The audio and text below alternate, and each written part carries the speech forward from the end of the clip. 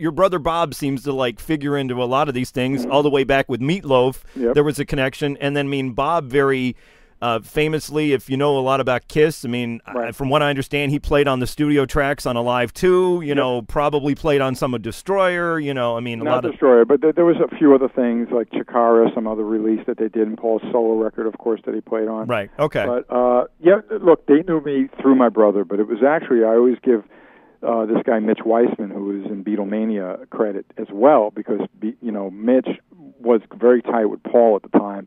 It's one thing for a brother to stick up for a brother, you know what I mean? Right.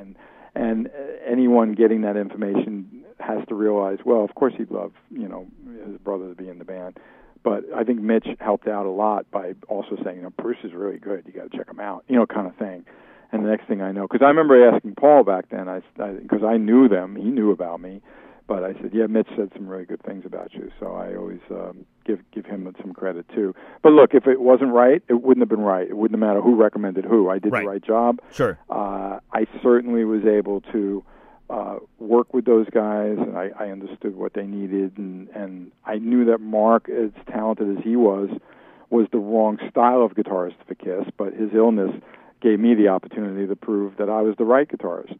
Right, right, yeah. And you were in there just temporarily, right? Wasn't that kind of... Originally, it would have been 2 to 6 weeks, and then Mark would be back out, and then they did give Mark a shot to come back, and they realized that I had the home team advantage by then. I was just, you know, really fitting in with them by then. Right, nice. Now, you know, you did 12 years, you did 5 studio albums, you toured the world over, and then comes the MTV Unplugged, where you're doing that, and I mean, that in itself was a great show, and then at the end, they bring out, surprise, surprise, you got Peter Criss, you got Ace Frehley. As they're all doing that, you're all playing, is there something in your mind going, okay, the end is near here? Yeah, well, you know, I was always nervous at the end, because I was always aware that Ace and Peter would have really appreciated a reunion, knowing that they were sometimes playing together, mostly apart, but just playing clubs, and here's the current Kiss, you know, playing arenas still. Right. You know what I mean? And touring the world.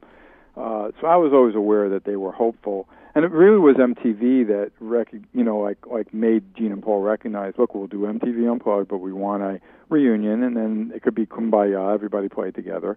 But I know that opened the door. That was the catalyst for the reunion. You see what I mean? Right. Because by then, once, you know, the music business world got, you know, hip to the fact that MTV was going to feature all the original guys, the right offers would come in that they couldn't say no. And you know, it was, you know, do we make $4 or $5 million in a year with Eric and Bruce, or do we make $50 million with Ace and Peter? It was pretty simple. Right. Yeah. And it was obviously a huge success. You know, right. so yeah. Absolutely. And I mean, you know, the reunion lasted for a while, and then, you know, Peter's in and out of the band, and then Ace is out of the band. And I mean, I'm sure you get this all the time, but I mean, you know, then Tommy Thayer gets the call and not you as the replacement for Ace. Is that a snub, or was Tommy Thayer just a better fit? Well, you know, the short story of that is that with Ace being a wild card, you like that? Yeah, I like that. I just came up with that. Right. Which was true. Tommy was always ready to step in just in case. Tommy did play, you know, of course he had his very successful band Black and Blue, and he's a really good guitar player and just a talented all-around musician. He helped Ace, this is how you play that, you know, when they put it back together, because, you know, they were doing songs that Ace hadn't played in many years.